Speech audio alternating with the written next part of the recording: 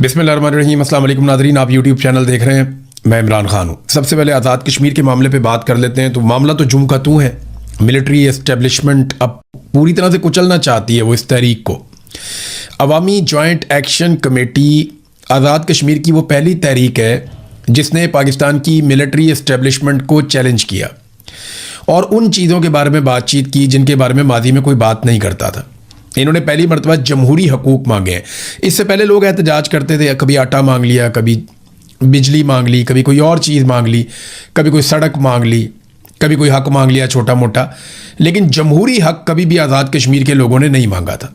ये पहली मरतबा आज़ाद कश्मीर के लोगों ने अपना जमहूरी और आइनी हक मांगा कि हुकूमत हम बनाएंगे और हम फैसला करेंगे कि यहाँ पे कौन इक़्तिदार में होगा और कौन नहीं होगा। अब ये फैसला तो पाकिस्तान की मिलिट्री एस्टेब्लिशमेंट करती थी, यानी 12 सीटें उन्होंने बाहर रखी हुई थी, कुछ सीटें उन्होंने अंदर रखी हुई थी और कुछ जगहों से वो अपने बंदे ले आते थे, कहीं से वो बाहर से बंदे ले आते थे और मिला जुला के जब दिल करता था अपनी एक सरकार बना लेते थे। तो आज़ाद कश्मीर में एक कंट्रोल्ड माहौल चल रहा था। वो कंट्रोल छीनने का खौफ पहली मरतबा तब पैदा हुआ जब जॉइंट अवामी एक्शन कमेटी ने अपने मुतालबात में कुछ इजाफा कर दिया और उन्होंने बजाय इसके कि वो छोटी मोटी चीज़ें मांगते, उन्होंने डायरेक्टली जमहूरियत मांग ली। अब जमहूरियत अगर दे दी जाए तो फिर कंट्रोल कहाँ से रहेगा? तो वो कंट्रोल की लड़ाई है। और अब जो बज़ाहिर दिखाई देता है, मैंने आपको पहले ये खबर भी दी है कि जो लोग मुज़ाकरात करवाने की कोशिश कर रहे हैं वो ये कहते हैं कि जॉइंट अवामी एक्शन कमेटी में तो लचक है, लेकिन दूसरी जानिब से एस्टेब्लिशमेंट कोई लचक नहीं दिखा रही। मिलिट्री एस्टेब्लिशमेंट पुराना खेल खेल रही है। वो ये साबित करना चाहते हैं कि गद्दारों और शरपसंदों को कुचलना होगा और फिर वो पूरी ताकत से जॉइंट अवामी एक्शन कमेटी को कुचलने का इरादा भी रखते हैं। 4 लोगों को कत्ल कर दिया जाएगा, इसके बारे में भी खबरें दी जा रही हैं। सिक्योरिटी एहलकार आज़ाद कश्मीर में बड़ी लंबी ड्यूटी करते चले आ रहे हैं। BBC ने खबर दी कि जो सिक्योरिटी फोर्सेस हैं वो खाने पीने की अशिया को दाखिल नहीं होने दे रही आज़ाद कश्मीर में और ना ही वो आज़ाद कश्मीर के अंदर अद्वियात को जाने दे रहे हैं। यानी ये एक हिकमत अमली है जिससे लोग परेशान हो जाएं, जी खाने पीने की चीज़ें नहीं हैं, हालात बहुत ख़राब हो गए हैं, तो लोग एक्शन कमेटी से अपने आप को अलग करते चले जाएं। अब लगभग 15 दिन हो गए हैं इस एहतजाज को, 15 दिन से भी ज़्यादा हो गए हैं। यानी आप समझ लें 3 हफ्ते होने वाले हैं इस एहतजाज को और लगातार ये एहतजाज चल रहा है। लोग थक नहीं रहे, लोग लगातार एहतजाज कर रहे हैं। ना सिर्फ एहतजाज कर रहे हैं बल्कि उनकी तादाद में बाद औक़ात बहुत इजाफा हो जाता है। जब भी मार कुटाई होती है तो तादाद बढ़ जाती है। अब रास्ते कैसे खुलेंगे? जॉइंट अवामी एक्शन कमेटी लचक दिखा रही है मुज़ाकरात करने के लिए। कुछ लोग बीच में पड़े भी हैं। मैं उम्मीद करता हूं कि जो लोग बीच में आए हैं वो मुज़ाकरात करके कोई रास्ता निकाल देंगे और ये मामला इस तरीके से भी हल हो जाए कि लोगों को उनका कुछ जमहूरी हक भी मिल जाए और उसके अलावा आज़ाद कश्मीर के लोगों को जो उनके जायज़ मुतालबात हैं वो तस्लीम कर लिए जाएँ। तो ये सबके लिए विन विन सिचुएशन होगी। लेकिन मिलिट्री एस्टेब्लिशमेंट जो है वो इस मौके को ज़ाया नहीं करना चाहेंगे। देखें, अगर ये लोग आज अपने थोड़े से मुतालबात मनवा कर भी चले गए ना तो ये कल दोबारा आ जाएंगे, ये बात सबको पता है। और ये जब दोबारा आएंगे ये अपना एक नया मुतालबा मनवाएंगे, क्योंकि अवामी ताकत है ना। अवाम को जब पता चल जाए कि वो ताकतवर हैं और वो अपनी बात मनवा सकते हैं तो फिर उनके मुतालबात बढ़ते चले जाते हैं। मिसाल के तौर पे उनका जो मेन मुतालबा है वो तो ये है ना कि यहाँ पे जो हुकूमत बनेगी वो हम बनाएंगे और जो हुकूमत फैसले करेगी वो हमारी मर्जी के मुताबिक करेगी। इसी को जमहूरियत कहते हैं। लेकिन जमहूरियत कभी भी आमरीयत को सूट नहीं करती। कभी भी मिलिट्री जनरल्स जो हैं उनको जमहूरियत सूट नहीं करती। तो ये अब पंगा पड़ गया। BBC ने जो खबरें दी थी उनकी तरदीद की गई हुकूमत की जानिब से कि जनाब BBC ने गलत रिपोर्टिंग की है, ऐसा कुछ नहीं है, खाना भी जा रहा है, दवाइयाँ भी जा रही हैं आज़ाद कश्मीर में। लेकिन दूसरी जानिब जो वीडियोज़ और तस्वीर हैं वो भी अब सामने आ रही हैं। बहुत सारे लोग जो है वो ट्रकों की उन्होंने बाकायदा वीडियोस जारी कर दी कि जनाब ये ट्रक आज़ाद कश्मीर की तरफ आ रहे थे, ये ड्राइवर्स हैं, आप इनसे पूछ लें ये क्या बता रहे हैं। तो ड्राइवर्स कहते हैं जनाब हम गंदम लेकर जा रहे थे, हमें यहाँ पे रोक दिया गया, हमें आगे नहीं जाने दे रहे। तो BBC की भी इस तरह की खबरें रिपोर्ट हुई हैं और हुकूमत जो है वो तरदीद बेशक जितनी मर्जी करती रहे, लेकिन हुकूमत के कुछ सोर्सेज और कुछ मिलिट्री के जो टाउट्स हैं वो अब बताना शुरू हो गए हैं कि इनको कुचला जाएगा और उनको शरपसंद का नाम अब दे दिया गया है। जैसा कि आपको याद होगा कि पहले नाम दिया गया था बुलवाइयों का और शरपसंदों का बंगालियों को, फिर मुल्क टूट गया, फिर बलूचिस्तान के जो लोग हैं उनको शरपसंद और दहशतगर्द कहा गया, फिर कबायली इलाकों में लोगों को दहशतगर्द और शरपसंद कहा गया, फिर पंजाब के अंदर भी यही किया गया, अब कश्मीर के अंदर वही किया जा रहा है, मुहाजिरों के साथ ये किया गया। तो जगह जगह पे पहले जो है वो शरपसंद करार देते हैं, पहले बुरा नाम देते हैं, उसके बाद गोली मार देते हैं। ये पुराना तरीक़ाकार है। जबरी गुमशुदगियाँ आप कश्मीर के अंदर भी देखेंगे, फ्यूचर में आपको नज़र आएंगी। वो बढ़ेंगी और इसलिए बढ़ेंगी कि जॉइंट अवामी एक्शन कमेटी के हर आदमी को कुचलने की पूरी कोशिश की जाएगी, जैसे तहरीक लब्बैक के साथ भी किया गया। तहरीक लब्बैक के बहुत सारी चीज़ों से मुझे इख्तलाफ है, तरीक़ाकार गलत था, लेकिन जो उनके साथ हो रहा है वो नाइंसाफ़ी है, वो गैर कानूनी है, गैर इंसानी है। जो दोनों भाई हैं साद रिजवी और अनस रिजवी, वो दोनों गायब हैं अभी तक। उनके बारे में कुछ पता नहीं किसी को कि वो कहाँ गए। ये दो भाई थे और ये इनका मौक़िफ़ गलत था। ये गालम गलोच भी करते थे, बदतमीज़ी भी करते थे, लोगों को धमकाते भी थे। मेरे साथ भी इन्होंने बदतमीज़ी की। लेकिन वो सारी चीज़ें अगर मैं एक साइड पे रख दूं, जो इनके साथ हो रहा है ना, ये बहुत बड़ा जुल्म और ज़्यादती है। जब मेरे साथ जुल्म हुआ तो ये लोग हंस रहे थे, मजाक कर रहे थे, लेकिन मैं सीरियसली आपको कह रहा हूँ कि मुझे दिल से तकलीफ़ है जो इन दो भाइयों के साथ और इनकी फैमिली के साथ हो रहा है। ये बिल्कुल नहीं होना चाहिए। इनके साथ कानून के मुताबिक अगर कोई सलूक आपने करना है तो करें, और जिन लोगों ने इन्हें जबरी तौर पे गुमशुदा किया हुआ है उन्हें कानून के कटहरे में ज़रूर लाना चाहिए। जब तक आप ये नहीं करेंगे पाकिस्तान आगे नहीं बढ़ेगा। मारंग बलोच का क्या कसूर था? यही कसूर था ना। मारंग बलोच भी जबरी गुमशुदगियों के खिलाफ और मसक शुदा लाशों के खिलाफ बात करती थी। अब जो वो आवाज़ उठा रही थी अपने लोगों के लिए, उस आवाज़ को बंद करने के लिए उम्र कैद की सजा ही सुना दी उसे, और एक ऐसे पुलिस वाले के कत्ल के जुर्म में सजा सुना दी गई जिसके बारे में बताया जाता है कि वो एक एक्सीडेंट में शहीद हो गया था। तो डाल दिया इनके खाते में। मारंग बलोच को उम्र कैद की सजा सुना दी और कोई बोलता नहीं, पाकिस्तान में बात करने के लिए कोई तैयार नहीं है। और पाकिस्तान की बेटी, ऐसे लोगों को जब आप नाराज़ करते हैं तो बंदूक वाले लोग आते हैं। मैं बार बार रियासत को यह बात समझा रहा हूं कि जब आप नौजवानों को या आइन के और कानून के अंदर रहकर जो लोग एहतजाज करना चाहते हैं, जब आप उन लोगों को नाराज करते हैं तो फिर बंदूक वाले एलिमेंट सामने आते हैं, फिर दहशतगर्दी होती है, हालात खराब होते हैं। लिहाजा आप इन नौजवानों को वेलकम करें, इनके साथ बैठकर बात करें, यही एक रास्ता है। एक और खबर नाज़रीन चलवाई गई कि बैरिस्टर सैफ को इमरान खान और बुशरा बीबी मिलना चाहते हैं। तो बैरिस्टर सैफ जो है उनके जर्नैलों के साथ अच्छे ताल्लुकात हैं, और बैरिस्टर सैफ के मिलिट्री एस्टेब्लिशमेंट के साथ ताल्लुकात पाकिस्तान में बहुत सारे लोग क्लेम करते हैं कि कोई ढके छुपे नहीं है। बैरिस्टर सैफ जो है वो ख़ास किस्म का आदमी है और ख़ास किस्म के हालात में एक्टिव हो जाता है। तो अब ये खबर चलवाई गई कि जनाब इमरान खान ने और बुशरा बीबी ने बैरिस्टर सैफ को बुलवाया। अब हो सकता है खबर ठीक हो, लेकिन ऐसा लगता नहीं है। इतनी मार खाने के बाद अब वो बैरिस्टर साहब को बुलाएंगे। बहरहाल बैरिस्टर साहब जाएगा तो पता चलेगा कि उसको बुलाकर वो क्या कहना चाहते हैं। बैरिस्टर साहब बाहर आकर कभी भी वो बात नहीं करेगा जो बात पाकिस्तान की मिलिट्री एस्टेब्लिशमेंट को पसंद ना हो। गोलमोल बात करेगा, लेकिन वो मिलिट्री एस्टेब्लिशमेंट की नापसंद बात कोई भी बाहर आकर बैरिस्टर साहब मुझे नहीं लगता कि करेगा। थोड़ा बहुत वो करेगा, हल्का हल्का सा, हल्की आंच के ऊपर वो मामला उठाएगा, ताकि ये महसूस हो कि जैसे वो एक न्यूट्रल आदमी है और मिलिट्री एस्टेब्लिशमेंट के कंट्रोल में नहीं है और वो फ़ौज के मफाद के ख़िलाफ़ भी बात कर सकता है। हो सकता है एक दो जुमले, चार जुमले वो बोल भी दे, लेकिन ओवरऑल जो है वो ऐसा कुछ भी नहीं करेगा। बहरहाल देखते हैं बैरिस्टर साहब जाता है, इमरान खान मिलते हैं या नहीं मिलते, क्या होता है। एक और जो खबर आई हुई थी, रज़ी ताहिर साहब ने खबर दी थी कि जनरल कियानी ने, जो साबिक आर्मी चीफ़ है, एक दफ़ा उसने एक्सटेंशन भी ली थी। 6 साल वो आर्मी चीफ़ के तौर पे हुक्मरानी करके गया है, जनरल मुशर्रफ के बाद आया था। तो कहा जा रहा है कि जनरल कियानी साहब ने इमरान खान साहब से जेल के अंदर मुलाकात की है। ये खबर दी थी रज़ी ताहिर साहब ने और बड़े वसूख के साथ दी थी। बहुत सारे लोगों ने तरदीद की, लेकिन उन्होंने कहा नहीं, मेरी खबर ठीक है। फिर रज़ी ताहिर साहब को उठा लिया गया। मैंने बड़ा एनालिसिस किया कि इनको किस खबर पे उठाया गया, तो मुझे कोई ऐसी बड़ी चीज़ मिली नहीं जिसमें रज़ी ताहिर साहब जैसे सहाफ़ी को उठाया जाए। तो मुझे ऐसा लगता है कि शायद उन्हें इसलिए उठाया गया कि हमें ये बताओ तुम्हें ये खबर कहाँ से मिली, या तुम्हें किसने बताया कि जनरल कियानी की इमरान खान से मुलाकात हुई। अब साबिर शाकिर साहब जो हैं, उन्होंने भी इसके बारे में एक खबर दी है। वो भी ये कहते हैं कि जनरल कियानी की इमरान खान साहब से मुलाकात हुई और ये खबर दुरुस्त है। ये साबिर शाकिर साहब भी कह रहे हैं, रज़ी ताहिर साहब भी कह रहे हैं, 2-4 और जर्नलिस्ट हैं पाकिस्तान में, वो भी ये कह रहे हैं, और ये लोग अपनी खबर के ऊपर कायम है। बल्कि साबिर शाकिर साहब ने एक और बात की कि जनरल बाजवा को भी मुतहर्रिक किया गया, लेकिन मामला वहीं पे फंस जाता है। इमरान खान साहब कहते हैं मेरा मैंडेट वापस करो, इन चोरों डाकुओं को लाके मेरे मैंडेट के ऊपर क्यों बिठाया। देखिए, हुआ ये था कि 2024 में जब इलेक्शन चोरी कर दिया था आसिम मुनीर साहब ने, और ये लाकर 2 नंबर लोग बिठा दिए थे हुकूमत के अंदर, तो उस वक्त इमरान खान साहब ने कहा था कि मेरा मैंडेट मुझे वापस किया जाए। तो इस पर इमरान खान साहब को यह पैगाम दिया गया था कि आप 2 से 3 साल खामोश रहें और उसके बाद इलेक्शन हो जाएंगे, चीज़ें नॉर्मलाइज हो जाएंगी, हमें ज़रा सिस्टम को चलाने दें। अब 2 साल से ऊपर तो गुजर गए हैं, लगभग 2.5 साल गुजर गए जब इमरान खान साहब को कहा गया था कि 2 से 3 साल दें।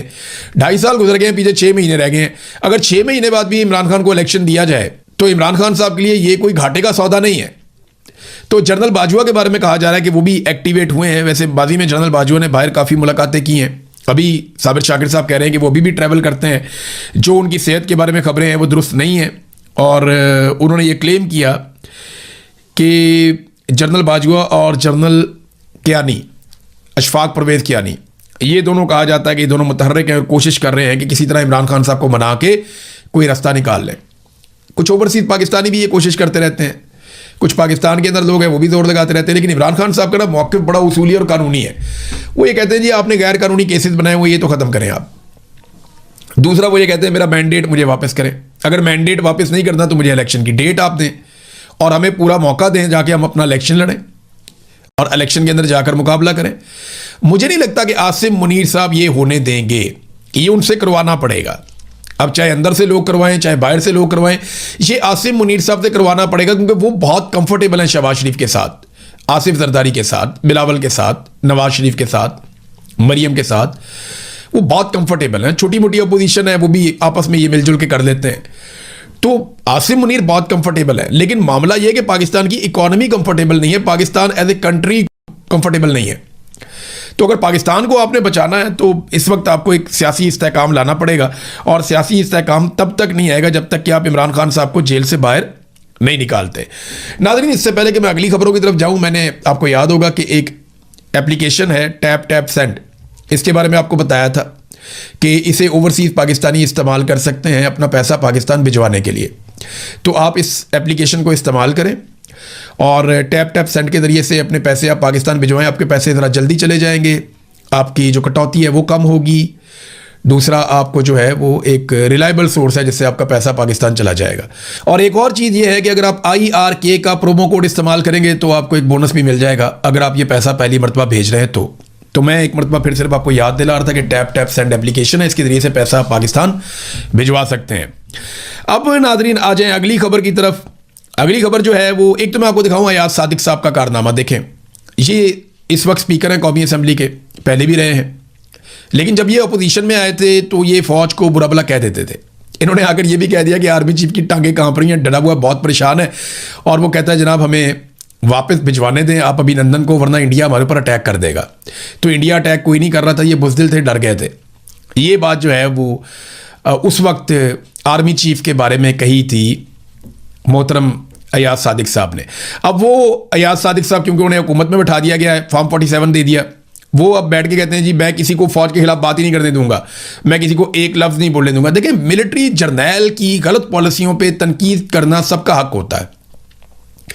अगर कोई आदमी अपने हलफ की खिलाफ वर्जी कर रहा है तो उसके खिलाफ खड़े होना पूरे कौम का हक है, और कौम ये हक इस्तेमाल कर सकती है, उन्हें बात करनी चाहिए। आज़ादी इज़हार राय इसी को कहते हैं। ऐसा नहीं हो सकता कि एक आदमी जो है वो मुल्क के ऊपर काबिज हो जाए और अपने फैसले मुसल्लत करे, ज़बरदस्ती मुसल्लत करे, कोई किसी की बात ही ना सुने वो आदमी, और फिर उस पर जब आप तनकीद करें तो वो एक इदारे के पीछे जाकर छुप जाए कि जनाब आपने तो इदारे पे हमला कर दिया। ऐसा नहीं है। एक आदमी की गलत पॉलिसियों पे तनकीद कभी भी इदारे पे तनकीद नहीं होती। ये बात अयाज सादिक साहब को पता भी है, लेकिन आप सारे जानते हैं कि इस वक्त मिलिट्री एस्टेब्लिशमेंट के कंट्रोल में हर चीज़। मिसाल के तौर पे एक और खबर आप देखें ना, ये 205 अरब रुपए मालियत का एक मंसूबा है। ये खारियां से पिंडी तक एक मोटरवे जानी है, खारियां से पिंडी तक जानी है, 205 अरब रुपए का एक बड़ा मंसूबा है, बहुत बड़ा मंसूबा है। तो ये बगैर किसी बोली लगाए, यानी बोली लगनी चाहिए थी ना कि फलानी कंपनी आ गई, फलानी कंपनी आ गई, फलानी कंपनी आ गई, ये 10-12 कंपनियां इन्होंने इसके अंदर बोली के अंदर हिस्सा लिया।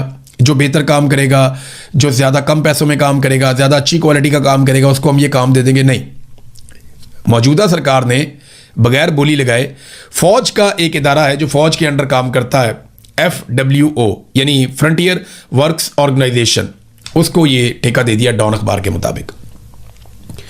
यानी फैसला किया गया कोई बोली नहीं होगी, कोई कंपनी बीच में नहीं आएगी, कोई मुकाबला नहीं करेगा, बस FWO को हमने ये ठेका दे देना है। उठा के ठेका FWO को दे दिया।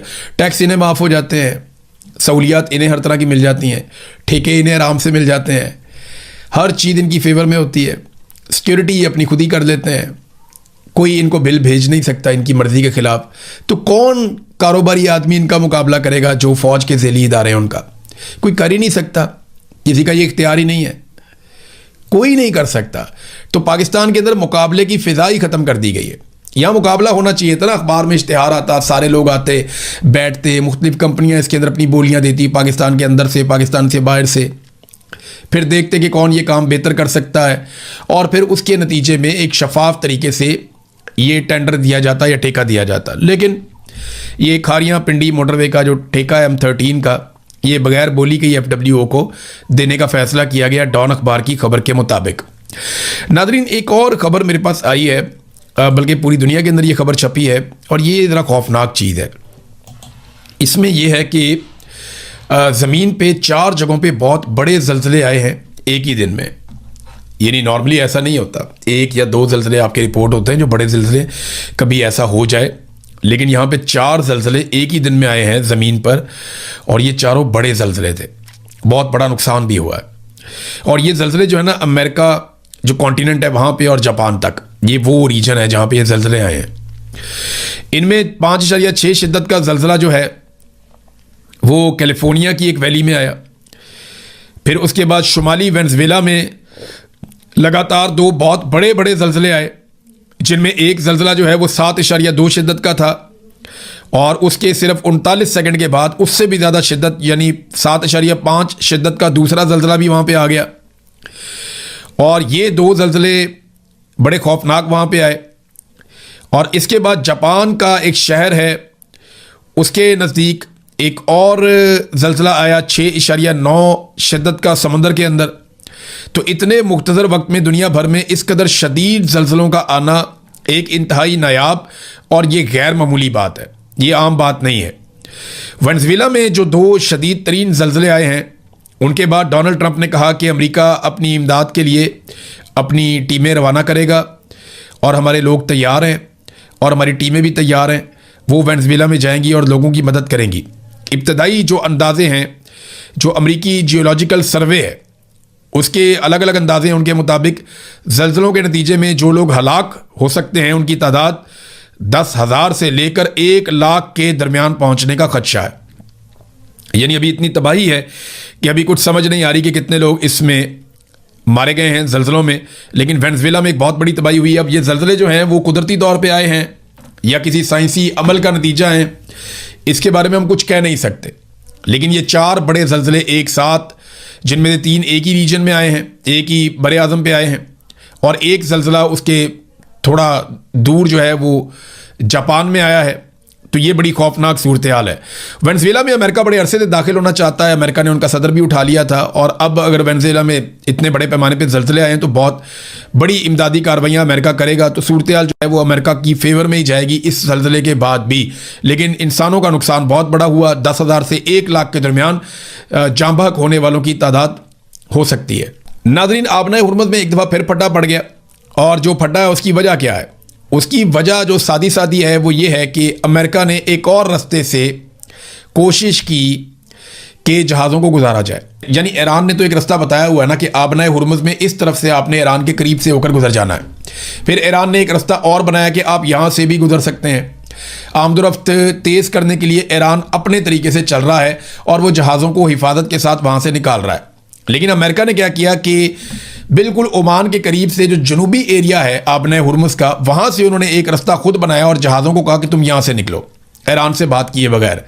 तो ईरान ने फौरी तौर पे इस पे वार्निंग जारी कर दी, और पासदारान इनकलाब की बहरिया ने आबनाए हुर्मुज़ से महफूज गुजरगाह सिर्फ उन्हीं रस्तों से मुमकिन है, उन्होंने कहा कि जिनका ऐलान इस्लामी जमहूरिया ईरान की तरफ से किया गया है, और अगर किसी और जगह से आप गुजरने की कोशिश करेंगे तो जहाज़ों को ख़तरा हो सकता है।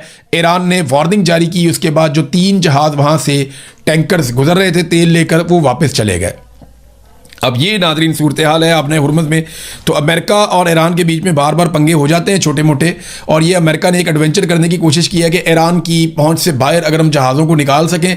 लेकिन ईरान ने फौरी तौर पर मुदाखलत की, जहाज़ों को पीछे हटाया, और उन्होंने ये कहा कि फिर इस तरह आबनाए हुर्मुज़ बंद हो जाएगी और जहाज़ों को ख़तरा होगा। ख़तरा किससे होगा? ईरान से ही होगा, या बारूदी सुरंगों से हो सकता है, या कोई और शरारत कर सकता है। लिहाजा ईरान ने जिम्मेदारी ली है कि जहाज़ सारे हम गुजारेंगे और हिफाजत के साथ गुजारेंगे, और फ्यूचर में वो इससे पैसा भी बनाएंगे। अमेरिकन को अगर पैसे में हिस्सा चाहिए तो वो ईरानियों से बातचीत कर सकते हैं।